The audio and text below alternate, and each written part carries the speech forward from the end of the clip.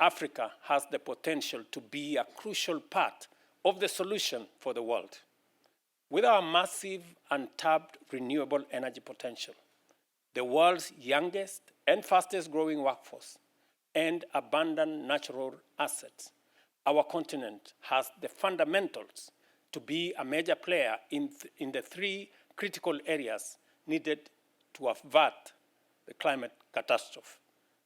1, protecting our natural carbon sinks. 2, greening global production and consumption.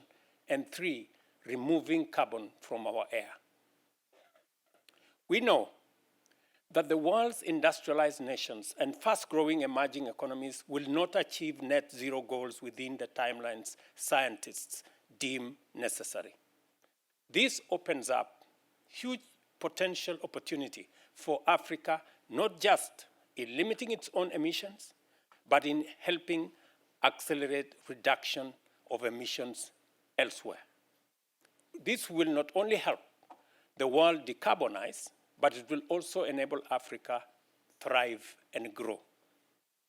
Growth, development, and living within planetary boundaries do not need to be at odds. A large young population that sees their livelihoods eroded, as was mentioned ably by Samantha here, and has no future prospects, is a very destabilizing factor, both at home and abroad, driving migration and causing instability. Climate change is a global problem that cannot be solved in isolation.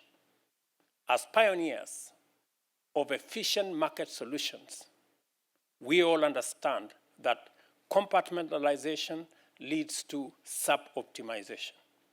Failing to recognize and build on areas where partners and friends can be more efficient and effective together drives up costs and slows down transition and even undermines innovation.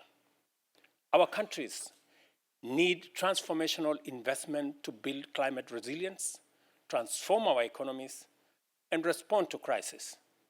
The world urgently needs to mobilize larger amounts of resources to facilitate green transition and tackle climate crisis. While I firmly believe in global collaboration, we must also recognize the necessity of long-term strategic partnerships. Supply chain disruptions during the COVID-19 pandemic have highlighted the importance of resilience.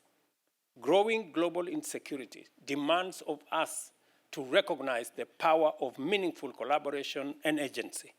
I am delighted to discuss the potential that Kenya, and by extension Africa as a whole, offer, along with our ambitious resolutions to accelerate progress. The existential threat of climate change to humanity, and indeed to all life on Earth, and I speak this authoritatively as a scientist myself, is now very well established. In 2023, for example, we broke many records we do not wish to, nor can we afford to break again. The hottest year on record was 2023. The wettest in some regions, the driest in others. The first 4 months of this year have also registered record warmth, with each month being the hottest on record.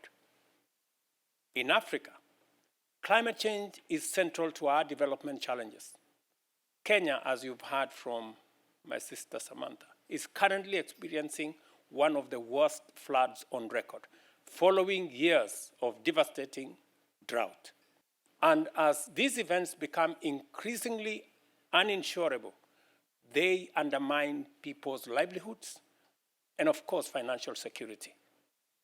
Climate change impacts have affected the lives and livelihoods of hundreds of thousands of people, occasioning losses in GDP of anywhere between 5 and 15% annually in our continent.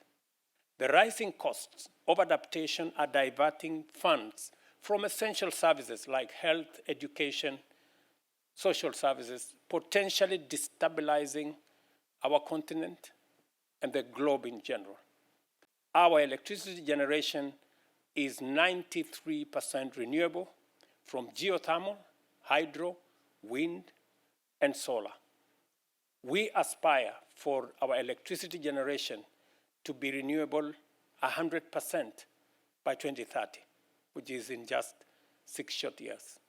More importantly, we aim to expand our grid and electricity generation to power green growth to 100 gigawatts by 2040 to support a middle-income country with a green industrial and manufacturing backbone. When one is as green as we are, the challenge transcends a mere green transition. Our potential and ambition reach much higher. We aim to realize climate-positive, clean growth. Opportunities abound, from primary processing and smelting of minerals to electric mobility, clean cooking transformations, green data centers, and regenerative agriculture. You may have noticed yesterday there was an announcement of investment of $1 billion by Microsoft, G42, EcoCloud of Kenya, to build a regional data center in Kenya. That speaks to some of the opportunities green energy and green industrialization can bring about.